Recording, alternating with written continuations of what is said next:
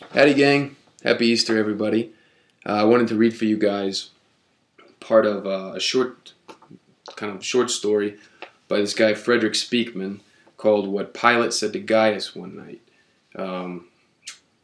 Just so you guys know, this is not factual, it's not historical, it's not from the Bible. It's just this wonderful author using his imagination. And it's basically imagining Pontius Pilate some years after the crucifixion. And he's talking to his servant Gaius. So now I'll read it. It had all tumbled in on me, Gaius, the impact of how trapped I was. The proud arm of Rome, with all its boast of justice, was to be but a dirty dagger in the pudgy hand of the priests. I was waiting in the room I used for court, officially enthroned, with clerk and guards when they let him in.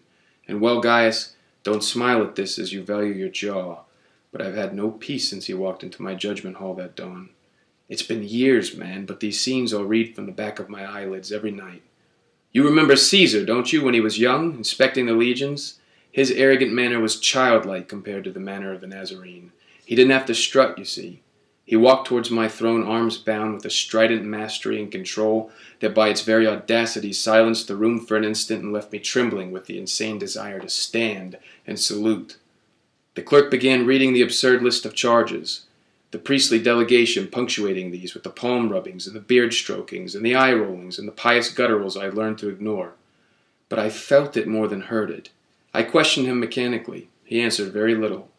But what he said and the way that he said it was as if his level gaze had pulled my naked soul right up into my eyes and was there probing it, and a voice was singing in my ear, "Why, you're on trial, Pilate."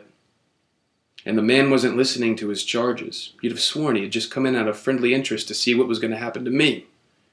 And the very pressure of his standing there had grown unbearable when a slave rushed in, all a-tremble for interrupting the court. And he brought a message from Claudia. She had stabbed at the stylus in the childish way that she does when she's distraught, and the note read, "Don't judge this amazing man. I was haunted by him in dreams this night." Guys, from that point on I tried to free him. I tried to free him. From that moment on, and I'll always think he knew it. I declared him out of my jurisdiction being a Galilean, but the native King Herod discovered that he was born in Judea and sent him back to me. I appealed to the crowd that had gathered in the streets, hoping that they would be his sympathizers, but Caiaphas had stationed agitators to whip up the beast to cry for blood, and you know how any Roman citizen loves, just after breakfast, to cry for another's blood.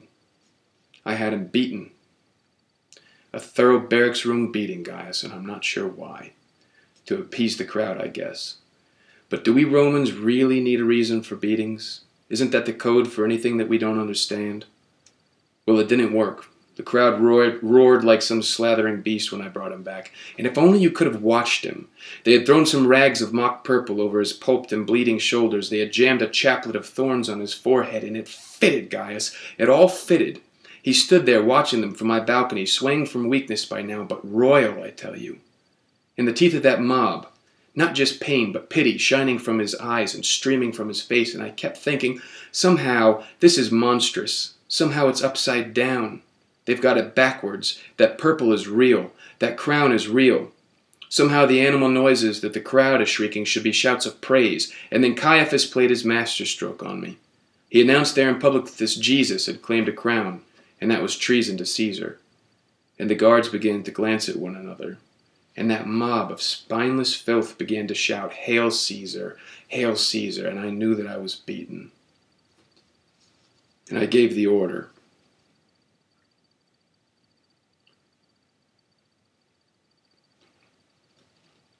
And I couldn't look at him. And I did that childish thing. I called for water.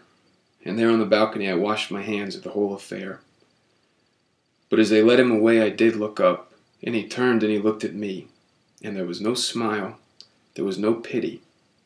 He just glanced at my hands. And I'll feel the weight of his eyes on them from here on. But you're yawning, Gaius, and I've kept you up. And as an active man, you need rest. And you're in much need of a holiday. And Claudia will be asleep by now. Rows of lanted lights near her couch. She can't sleep in the dark anymore. Not since that afternoon. You see, the sun went out when my guards executed him. That's what I said. And I don't know how or what, I only know that I was there, and that though it was midday, the sky turned as black as the tunnels of hell in that miserable city while I tried to compose Claudia and explain to her how I'd been trapped. She railed at me with her dream, and she's had that dream ever since. And when she sleeps in the dark, some form of it, the dream comes to her. That there was to be a new Caesar, and that I, her husband, had killed him. You see, we've been to Egypt to their seers and magicians. We've listened by the hour to the oracles in the musty temples of Greece chattering their inanities. We've called it an oriental curse that we're under, and we've tried to break it 1,000 ways, but there's no breaking it, Gaius, except in the hope that perhaps he could. And even that might not, you see.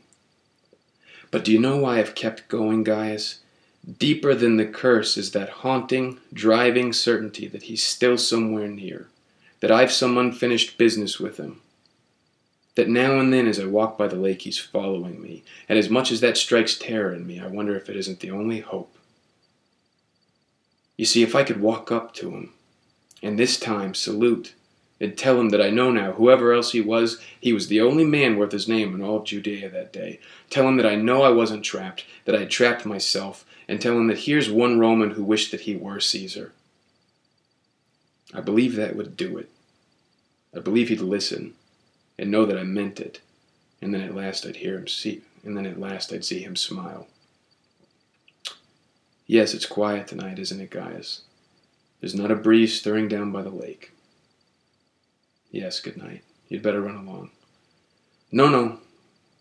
But will you waken the slave outside of the door and tell him to bring me my cloak? Yes, my heavy one. I believe I'll take a walk by the lake. Yes, it's dark out there.